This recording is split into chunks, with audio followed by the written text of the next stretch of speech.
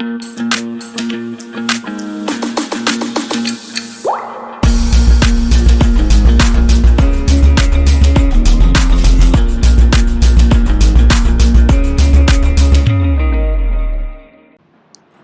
आगे बढ़ते हैं अपने लेक्चर में।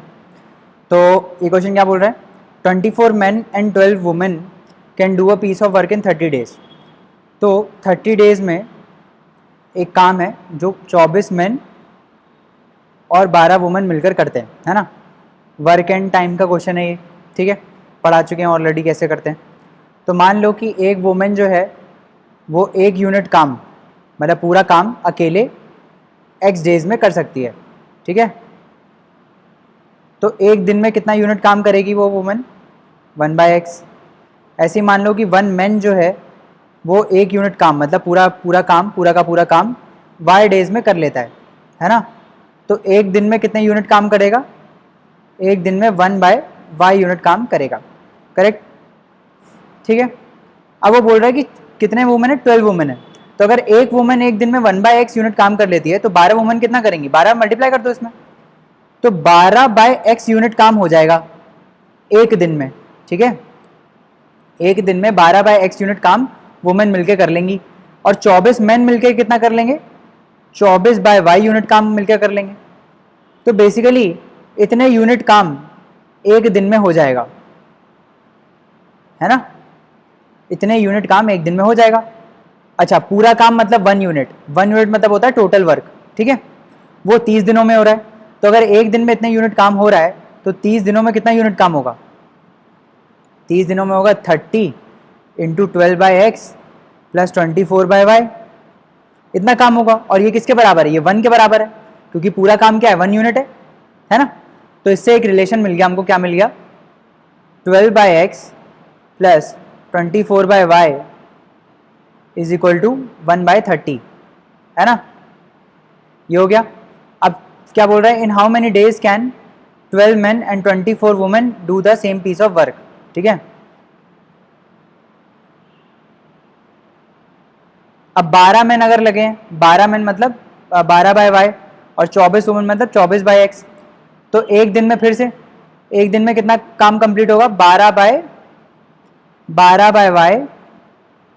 + 24/x, है ना, क्योंकि 24 वुमेन है, इतने यूनिट काम होगा एक दिन में, एक दिन में इतने यूनिट काम होगा, है ना। और हमसे पूछ रहा है कि ये लोग मिलके कितने दिन में टोटल काम करेंगे, ठीक है। तो उसके लिए तो सॉल्व करना पड़ेगा, और हमारे पास 3 वेरिएबल हैं,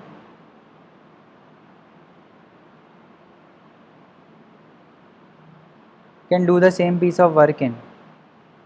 तो एक दिन में इतना यूनिट काम होगा, तो एक यूनिट काम कितने दिन में होगा, एक यूनिट काम होगा 1/12/y + 24/x डेज में।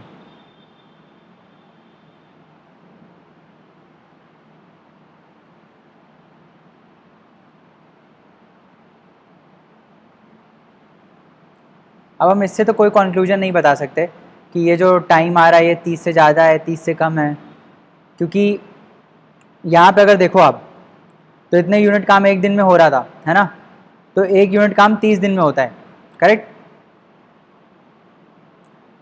एक यूनिट काम जो है, एक यूनिट काम मतलब इसके लिए एक यूनिट काम क्या था, 1/12/x + 24/y, ये है, इतने दिन में होगा। और ये जो दिन है दिस = 30, है ना। हमको इस पे कमेंट करना है कि ये जो वैल्यू है ये इससे बड़ी है, इससे छोटी है, हम तो कुछ नहीं बोल सकते इसके बारे में। जब तक x और y की वैल्यू नहीं पता हम कुछ भी नहीं बोल सकते इसके बारे में, है ना। तो data is inadequate to draw any conclusion, ठीक है। आगे बढ़ते हैं। Consider the following statements in respect of a rectangular sheet of length 20 centimetre. इसकी जो लेंथ है ये है 20 सेंटीमीटर की, और इसकी जो ब्रेथ है ये है 8 सेंटीमीटर की, राइट। बोल रहा है it is possible to cut sheet exactly into 4 square sheets. तो इसे 4 स्क्वायर शीट्स बनानी है, ऐसे ज़रूरी नहीं है सेम एरिया की हो, अलग अलग एरिया की भी हो सकती हैं, है ना। तो ए स्क्वायर, मान लो इसका साइड ए है, तो A square plus B square plus C square plus D square, ये मिलकर किसके बराबर होना चाहिए? 160 के बराबर, है ना, क्योंकि पूरी शीट से काटा है तो सारा एरिया मिल के इसके बराबर होना चाहिए, है ना। तो क्या हम ऐसा कर सकते हैं? ऐसे हम 4 शीट काट सकते हैं। तो कैसे काट सकते हैं? 160 है ना, तो 8 बाई 8 की हम 2 शीट्स काट सकते हैं ऐसे। 8 बाई 8 की 2 शीट्स काट सकते हैं तो कितना आ गया? 64 प्लस 64 कितना हो गया? 128। और 160 में से 128 माइनस करो जरा, 10 में से 8 गया 2, 32, तो 16 और 16, 16 और 16, हाँ। तो 4 और 4 की 4 साइड की 2 स्क्वायर शीट्स और 8 साइड की 2 स्क्वायर शीट्स हम काट सकते हैं, है ना। उससे 4 स्क्वायर मिल जाएंगे और सबका एरिया मिला के कितना आ जाएगा? 160 के बराबर, है ना। ऐसे ही दूसरा क्या बोल रहा है? It is possible to cut the sheet into 10 triangular sheets of equal area, है ना। It is possible to cut the sheet into 10 triangular sheets of equal area. तो ट्राइंगुलर शीट चाहिए हमको और 10 सेम एरिया की होनी चाहिए। तो मान लो उसका एरिया x है, तो 10x इसके बराबर होना चाहिए 160 के बराबर, तो x हो जाना चाहिए 16 के बराबर। ऐसा तो बहुत ही पॉसिबल है, बिल्कुल पॉसिबल है ना। 16 तो आ ही सकता है, क्या दिक्कत है इसमें? करेक्ट, एरिया 16 आ सकता है, बिल्कुल आ सकता है, तो ये भी पॉसिबल है। तो बोथ 1 and 2 आर पॉसिबल, है ना। आगे बढ़ते हैं। What is the remainder when, इतना बड़ा ये जो नंबर है डिवाइडेड बाय 1261, है ना। अब आपको इसमें मल्टीप्लाई करते हुए नहीं बैठ जाना है ना। आपको क्या करना है, ऐसे क्वेश्चंस में ऑब्वियसली आपसे नहीं एक्सपेक्ट कर रहे हैं कि आप मल्टीप्लाई करो, तो ऐसा करना भी मत। हमको क्या करना है, हम 1261 के फैक्टर्स निकालते हैं सबसे पहले। अगर इन सब में से कोई एक फैक्टर आ गया तो मतलब रिमाइंडर 0 हो जाएगा, नहीं आया तो फिर देखना पड़ेगा। तो पहले करते हैं। अच्छा, जो भी ऐसे नंबर है ना जिसमें एंड में 1 1 आ रहा है, तो इसमें या तो प्राइम नंबर चेक किया करो फैक्टर्स में, या तो 13 या तो 17 या तो 19, है ना, ये सब चेक किया करो। तो हम 13 से चेक करेंगे। तो 1261 को अगर मैं 13 से डिवाइड करूं तो कितना आएगा?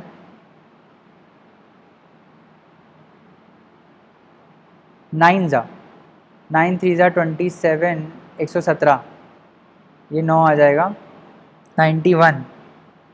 13 7 जा 91 होता है ना।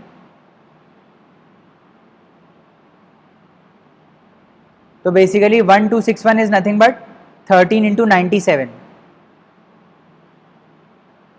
है ना। तो अगर इस नंबर को हम इससे डिवाइड करेंगे, ये बेसिकली ध्यान से देखो है क्या, 91 92 ऐसे करते करते 97 भी है बीच में और 98 भी और 99 भी है ना। इसको हमको डिवाइड करना है किससे? 1261 से। That is nothing but 13 into 97। तो 97 तो कट गया यहाँ से, बाकी बचा 13, और 13 7 जा होता है 91। तो ये इसको कंप्लीटली डिवाइड कर देगा और रिमाइंडर क्या आएगा? 0। समझ में आई बात? आगे बढ़ते हैं। When 70% of a number x, 70% मतलब 70/100 of x is added to another number y, the sum becomes 165% of the value y। ठीक है, तो इसको सॉल्व करते हैं जरा। तो ये आ जाएगा 0.7x is equal to 0.65y। तो यहाँ से x क्या आ जाएगा? यहाँ से x आ जाएगा 65/70 y, ये आ जाएगा। ठीक है। When 60% of a number x, 60% of the number x is added to another number z, the sum becomes 165% of z, है ना। तो यहाँ से क्या आ जाएगा? यहाँ से भी सेम वही 60/100 x is equal to 65/100 z। ये यहाँ ले जाओ, यहाँ पे ले जाके माइनस करो, तो x क्या आ जाएगा? 65/60 टाइम्स ऑफ z, है ना। तो इसमें क्या रिलेशन क्या पूछा है? अच्छा, इसमें ग्रेटर देन और स्मॉल लेस देन पूछा है। तो यहाँ से क्लियरली हमको दिख रहा है कि जो x है वो y से कम है ना, क्योंकि न्यूमरेटर यहाँ पे कम है, डिनोमिनेटर ज़्यादा है, तो ये कुछ वैल्यू 0 पॉइंट समथिंग आएगी। तो x जो है वो y से तो कम है, और यहाँ पे x जो है वो z से ज़्यादा है ना। यहाँ पे x z से ज़्यादा है और x y से कम है, इसका मतलब y x से ज़्यादा है, तो y is greater than x is greater than z। Clear है?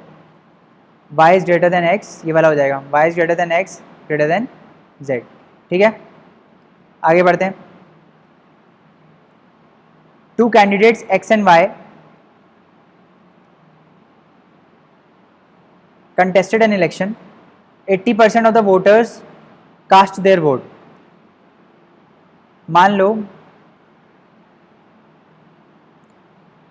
Z वोटर्स थे, तो Z वोटर्स का 80% उन्होंने अपना वोट डाला, इतने लोगों ने वोट डाला है, ठीक है। There was no NOTA, NOTA नहीं है, नन ऑफ दीज ऑप्शन नहीं है। X got 56% of the votes, तो X को 56%, इसके 56% मिले, किसके? इसके, तो इसका 56% क्या होगा? This into 80/100Z। इसके 56% वोट्स इसको मिल गए, इसके, तो बचे कितने? 56% अगर X को मिल गए तो कितने बचे? 44 बचे, तो वो 44% इसको मिल गए, Y को।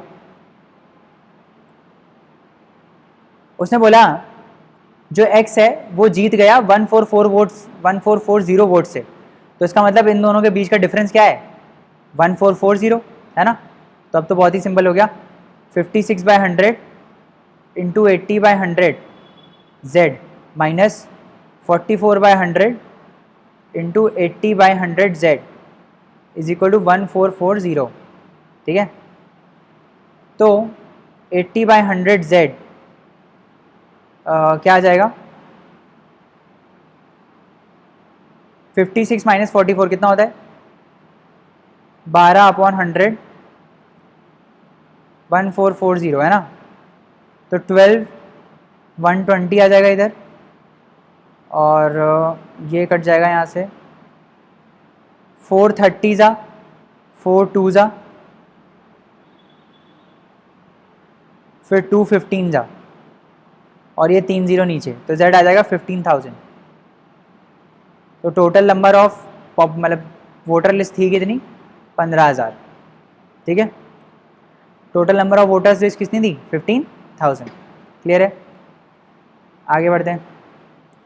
What is the smallest number greater than 1000 that when divided by any one of the numbers 6, 9, 12, 15, 18 leaves the remainder of 3। तो ऐसे क्वेश्चंस में क्या होता है, ध्यान से समझना। मैंने आपसे बोला लेट से कि जो 5 है ना, मैंने आपसे पूछा कि जो 5 है उसको 2 से डिवाइड करें तो रिमाइंडर कितना आ रहा है? रिमाइंडर 1 आ रहा है ना। मतलब 5 एक ऐसा नंबर है that leaves a remainder 1 when divided by 2, है ना। इसको बोलने का एक और तरीका ये है कि जो 4 है, 4 is the number that is completely divisible by 2, उसमें हम ये रिमाइंडर प्लस कर दें, जो ये 1 आया रिमाइंडर, हम ये रिमाइंडर प्लस कर दें तो क्या आ जाएगा? तो ये नंबर 5 मिल जाएगा हमको, है ना। ये बोलने का दूसरा तरीका है, या तो ये बोलो कि जो 5 है वो एक रिमाइंडर छोड़ रहा है व्हेन डिवाइडेड बाय 2। ठीक है, हमने इसी स्टेटमेंट को दूसरे तरीके से बोला। हमने बोला कि जो 2 है वो 4 को डिवाइड कर रहा है ना, 4 उससे कंप्लीटली डिविजिबल है, और उसमें अगर हम 1 प्लस कर दें, मतलब ये रिमाइंडर प्लस कर दें, तो 5 आ जाएगा। अब इसी तरीके से इसको सोचो, ये बोल रहा है कि आपको स्मॉलेस्ट नंबर निकालना है जो 1000 से बड़ा हो, ठीक है, जिसको हम इससे डिवाइड करें तो रिमाइंडर 3 आए। तो हमने उल्टा सोचा, हमने कहा हम एक ऐसा नंबर निकालते हैं जो इन तीनों से डिविजिबल है, ऐसा नंबर जो इन तीनों से डिविजिबल है, उसमें अगर हम ये रिमाइंडर 3 प्लस कर दें तो हमको वो नंबर मिल जाएगा। जैसे इसमें किया हमने, यही किया ना, ये नंबर ढूंढा जो 2 से डिविजिबल है और उसमें ये रिमाइंडर प्लस कर दिया तो नंबर मिल गया। ऐसे ही हम क्या कर रहे हैं, हम एक नंबर ढूंढ रहे हैं जो 6, 9, 12, 15 और 18 सबसे डिविजिबल हो, वो नंबर हमको मिल जाएगा, और उसमें हम ये रिमाइंडर 3 प्लस कर देंगे तो हमको फाइनल नंबर मिल जाएगा जो हमको चाहिए, है ना। तो ऐसा नंबर जो इन सबसे डिविजिबल हो, that has to be a multiple of its LCM, इन सबका जो लोएस्ट कॉमन मल्टीपल है उसी का फैक्टर होना चाहिए वो नंबर, तभी ये सारे नंबर्स उसको डिवाइड करेंगे। ये हमने बेसिक में पढ़ा हुआ है। तो एलसीएम हम निकाला, हमने एलसीएम निकाला 6, 9, 12, 15 एंड 18। इसका अगर हम एलसीएम निकालें तो क्या आएगा, 3 2 ज़ा 6, 3 3 ज़ा 9, 3 4 ज़ा 12, 3 5 ज़ा 15, 3 6 ज़ा 18। ठीक है, फिर 2 1 ज़ा 2, 3, 2 2 ज़ा 4, 5, 2 3 ज़ा 6, फिर 3 1 1 2 5 1, फिर 2 और फिर 5 है ना। तो ये क्या आ गया, 5 2 ज़ा 10, 10 और 3 ज़ा 9 2 ज़ा 18, 180 आ गया, 180 आया ना, 6 6 3 ज़ा 18 और हाँ 180 आया। अब जो भी नंबर होना चाहिए जो इससे डिविजिबल है वो एलसीएम का ही मल्टीपल होना चाहिए। तो सोचो ऐसा नंबर हमको 1000 के आसपास ढूंढना है जो 180 का मल्टीपल हो। तो हमने रैंडम गैस मारा, 7 6 ज़ा करते हैं पहले, 6 8 ज़ा 48 आता है, 6 1 ज़ा 6 + 4 10, 1080, यही लीस्ट आएगा क्योंकि 5 से मल्टीप्लाई करोगे तो यहाँ पे आएगा 5 8 ज़ा 40, 900 आ जाएगा। वो तो 1000 से कम है, हमको तो 1000 से बड़ा नंबर चाहिए ना। तो 186 ज़ा आता है 1080, मतलब 1080 जो है that is completely divisible by all these 3 numbers. और इसमें हम रिमाइंडर प्लस कर दें 3, तो हमको वो नंबर मिल जाएगा जो रिमाइंडर 3 छोड़ता है जब उसको इससे डिवाइड किया जा रहा है। कंसेप्ट क्या है, कंसेप्ट ये है कि भाई पहले तो एलसीएम का मल्टीपल निकालो जो 1000 के आसपास हो और उसमें रिमाइंडर जोड़ दो तो आपको नंबर मिल जाएगा। बात समझ आ गई? आगे बढ़ते हैं। Let P be a 2 digit number and Q be the number containing consisting of same digits written in reverse order. तो पी एक नंबर है मान लो एक्स वाई, और क्यू जो है वो उसका रिवर्स है, मतलब वाई एक्स इस टाइप का है, और पी इंटू क्यू बोला है दैट इज 2430। तो बोला है difference between P and Q बताओ। तो बेसिकली आपको पी भी पता होना चाहिए और क्यू भी पता होना चाहिए तभी बता पाओगे। तो इसमें हम हिट एंड ट्रायल से करेंगे। कैसे करेंगे? हिट एंड ट्रायल से। तो इसके फैक्टर निकालते हैं। 5 4 ज़ा 20, 5 8 ज़ा 40, 5 6 ज़ा 30, 2 2 ज़ा 4, 2 4 ज़ा 8, 2 3 ज़ा 6, 3 8 ज़ा 24, 3 1 ज़ा 3, 3 27 ज़ा, 3 9 ज़ा, 3 3 ज़ा, 3 1 ज़ा, है ना। हमको ऐसा नंबर चाहिए जिसका रिवर्स ये हो, है ना। और यहाँ पे 5 है तो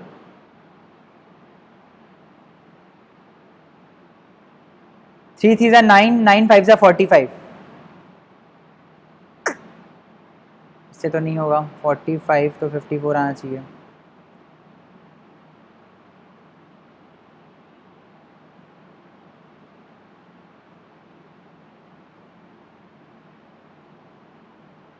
अच्छा आ तो गया, 3 3 ज़ा 9, 9 5 ज़ा 45, है ना। तो एक ये 45 नंबर हो गया और इसके साथ ये 3 का क्यूब है that is 27, 27 into 2 that is 54, है ना। तो ऐसे हमको मिल गया 45 एंड 54, ये दो ऐसे नंबर्स हैं जो आपस में एक दूसरे के रिवर्स हैं और इनको मल्टीप्लाई करोगे तो 2430 आ जाएगा। करेक्ट। तो इन दोनों में डिफरेंस कितना है? 9 का। तो आंसर क्या हो गया? 9, है ना। ये रैंडम ऐसे देखना है आपको, निकालने बैठोगे तो बहुत देर हो जाएगी, है ना। ऐसे ही करना है इसको। Between 3:16 PM and 3:17 PM both hour hand and minute hand coincide, है ना। तो ये क्लॉक्स वाले क्वेश्चन भी बताए हैं। तो हमको पता है कि भाई जो आवर हैंड है वो 12 घंटे में 360 डिग्री घूमती है ना।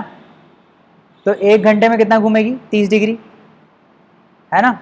और 1 घंटे में कितने मिनट होते हैं? 60 मिनट्स। तो 1 मिनट में कितना घूमेगी? 1 मिनट में घूमेगी 0.5 डिग्री, है ना। तो ये हो गई आवर हैंड की स्पीड। Speed of hour hand is 0.5 degrees per minute. ठीक है। अब ऐसे ही हम किसकी स्पीड निकालेंगे? मिनट हैंड की। तो मिनट हैंड अगर पूरा एक चक्कर घूमती है तो 1 घंटा होता है ना, है ना। बात समझ आ रही है?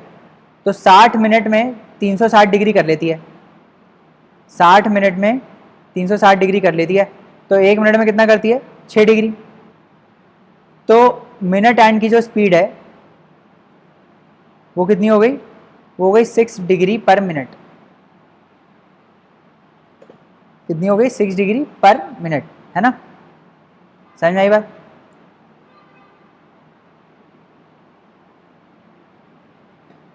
6 डिग्री पर मिनट। Cool, okay. अब हमसे क्या पूछा है कि कोइंसाइड कब करेंगे। तो ध्यान से देखो, जो 3 जब बचता है, 3 जब बचता है तो सुई ऐसे होती है, मिनट वाली ऐसे होती है, आवर वाली ऐसे होती है ना। तो इसको इससे कोइंसाइड करने के लिए ये 90 डिग्री कवर करना पड़ेगा, 90 डिग्री रिलेटिवली कवर करना पड़ेगा, है ना। तो हम इसमें ना रिलेटिव वेलोसिटी का कंसेप्ट यूज करते हैं, रिलेटिव स्पीड का।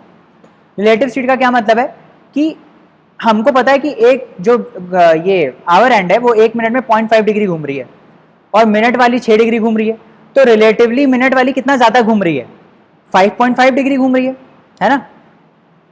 अगर मैं आपसे पूछूं कि घंटे की जो सुई है वो 0.5 डिग्री घूम रही है 1 मिनट में, और जो मिनट वाली है वो 6 डिग्री घूम रही है 1 मिनट में, तो मिनट वाली ज़्यादा तेज घूम रही है ना। कितना ज़्यादा तेज घूम रही है, तो मैं ये बोलूँगा कि जो मिनट वाली है वो 5.5 डिग्री कवर कर रही है रिलेटिवली 1 मिनट में।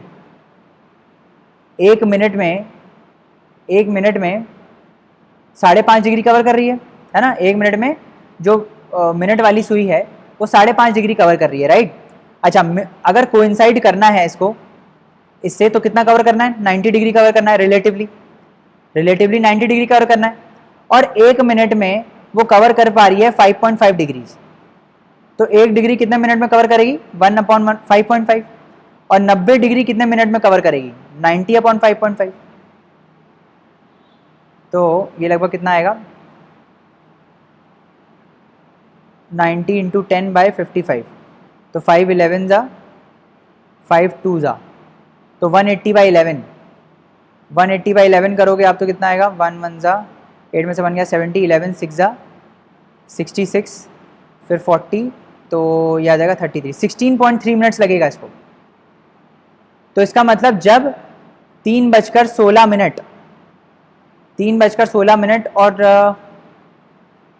क्या बोलते हैं 16 मिनट के बाद होगा, 3:16 हो चुका होगा और 3 मिनट 17। 16.3 का क्या मतलब है, 16 और 17 के बीच में नहीं है, तो इसके बीच में कोइंसाइड करेगी, है ना। इसके बीच में कोइंसाइड करेगी, क्लियर है बात। तो हमें क्या बताना था, तो पहली स्टेटमेंट सही है। ऐसे ही आपको दूसरी स्टेटमेंट निकालनी है। दूसरी स्टेटमेंट के लिए सेम काम करना है। पहले देखो 4 बजे क्या होता है, 4 जब बजता है तो ऐसे होती है सुई, है ना, ऐसे होती है minute hand and second hand. अच्छा, इसमें मिनट हैंड और सेकंड हैंड की बात करी गई है, तो आवर की बात नहीं करी गई है। तो सेकंड और मिनट ऐसे ही होती हैं, दोनों ऐसे ही होती हैं। 4 जब बज रहा होता है तो आपको ये देखना है कि टोटल, है ना, रिलेटिव स्पीड देखनी है सबसे पहले। तो जो 1 मिनट वाली सुई है वो अभी मैंने क्या बताया कि मिनट वाली जो सुई है वो 6 डिग्री कवर करती है 1 मिनट में, है ना। तो 1 सेकंड में कितना कवर करेगी, 0.1 डिग्री, 0.1 डिग्री कवर करेगी 1 सेकंड में। और सेकंड वाली सुई का क्या है, सेकंड वाली 6 डिग्री कवर करती है, क्योंकि सेकंड वाली तो क्या है, सेकंड वाली भाई पूरे 60 सेकंड में 360 डिग्री कवर कर लेती है, तो 1 सेकंड में 6 डिग्री कवर करती है। तो रिलेटिव स्पीड कितनी हुई, 5.9 डिग्रीज पर सेकेंड, है ना। मतलब 5.9 डिग्री कवर कर लेती है 1 सेकंड में। तो अब इसको कवर कितना करना है, 360 डिग्री, पूरा ऐसे घूम के आना है, 360 डिग्री कवर करना है। तो बस अब निकाल लो कितने सेकंड लगेगा, 360/5.9 इतना लगेगा लगभग। तो ये आपको निकालना पड़ेगा, 60 अगर होता तो 6 आता, है ना। तो ये 60 मिनट से थोड़ा सा कम होगा, लेस देन 60 मिनट्स आएगा, जस्ट लेस देन 60 मिनट्स, है ना। तो बेसिकली सही लिखा है ये, 458 और 459 के बीच में कोइंसाइड कर जाएगी एक बार, है ना। 60 मिनट से कम में कोइंसाइड करेगी वहाँ पे। 5.9 आ रहा है ना, इसको करोगे तो आप ये वैल्यू जो है वो 58 से 59 के बीच में आएगी।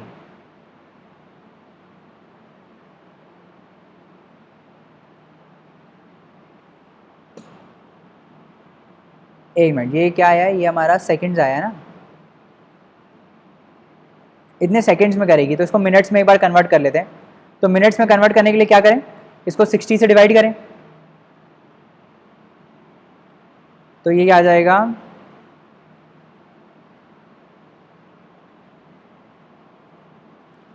1 डिग्री जो है 1/5.9 सेकेंड्स में कवर करता है ना। तो 360 डिग्री कितने में कवर करेगा? 360 बाय 5.9 सेकेंड्स में।